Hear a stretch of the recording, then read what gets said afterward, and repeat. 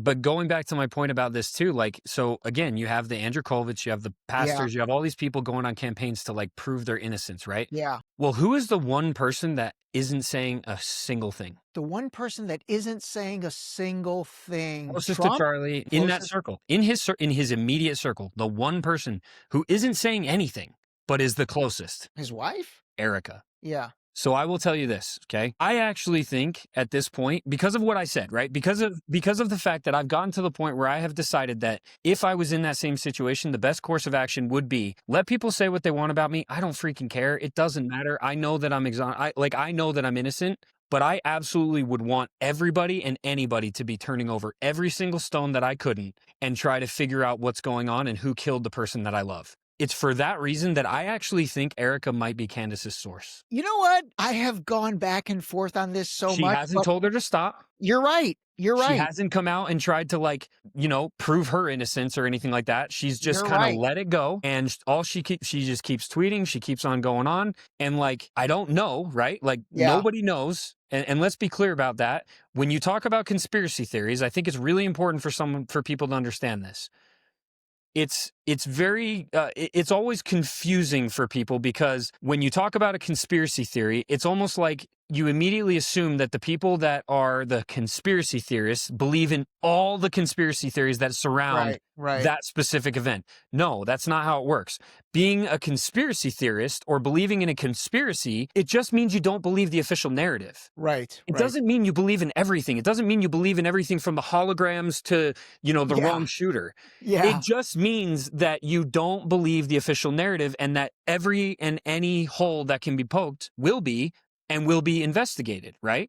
So with this, it's like, look, man, she's the only one that is not coming out and saying, you're right, attacking my character and blah, blah, blah, blah, blah. And she's just letting people go. Yeah. Even to the point where she's letting Candace go, she's letting Ian go, and she's letting all the hate and everything come in, and she's not saying a single word. So I'll say, I think there's a strong possibility that she might be the source. Now, if that's not the case, then unfortunately, it kind of goes to a more nefarious place for me in my mind. And it's like, I really hate to believe that might be a possibility, but dude, at this point, you're naive to believe that anything is not, especially with you have to be open to everything. Yes. You have to be open to everything. And I'll talk about Candace in a second, but you're totally right. I will say, I think Erika's taken a lot of criticism for, like the way she was with the casket in his hands the day after, and very then theatrical. Very theatrical, going on the podcast, acting happy, the WWE SummerSlam memorial event. I mean, Dude, the memes for that are so funny, bro. They're hilarious. Oh my gosh, was crazy. But one of my tweets went viral about that, by the way.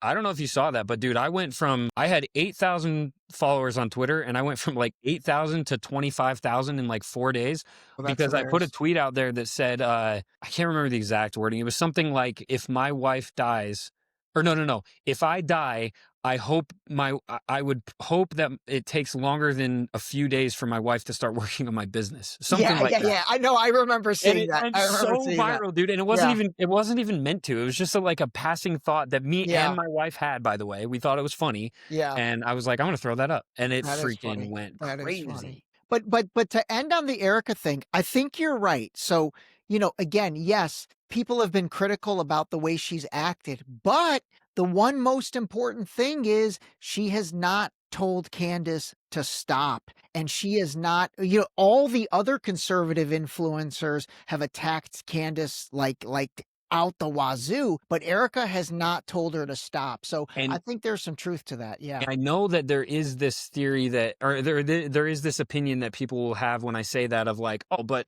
if she did that, like people would attack her for it. And it's like, no, they wouldn't, because there is so much cognitive dissonance based on faith right now. Yeah. Because of this whole situation. I mean, they have completely manipulated people based on their faith and their religion to not question this and then on top of that, shame other people for questioning it. So if you're telling me that she would get backlash if she reached out and told Candace to stop, no, you're wrong. If she did that, everyone would actually rally around her and they would say, yeah, Candace, you're the villain. Leave the grieving widow alone. Totally. So the fact that And I know that Erika knows that. I know that everybody knows that. So the fact that Erika hasn't pulled that card yet is very telling, dude. Like, it just is. And to me, man, how crazy of a movie would that be if all of a sudden, like, just imagine, right? Just imagine that all this stuff actually comes out, and then one day Candace gets on and she's like, we've been working on getting Erika, like, a secure location for her and her kids. Now she's been there. You can't find her. By the way, she's been the source the whole time, and here's the boom, boom, boom. Like, I watched too many movies. That's crazy. The man, the whole thing though is just insane. I really take Charlie's situation back to, you've probably seen when he was on Patrick Bet-David's podcast. It was like the 12th of October 2023, and that was the most honest podcast, I think, potentially in the history of podcasts, because that was before really the genocide and everything that's taken place in Gaza started. So Charlie he was telling the truth. He really was. And then he got shut down that next week and basically went silent for almost 2 years up until recent. Want the full truth? Watch the full Deep Shallow Dive interview next. And hit subscribe if you're done with narratives and ready to call a spade a spade.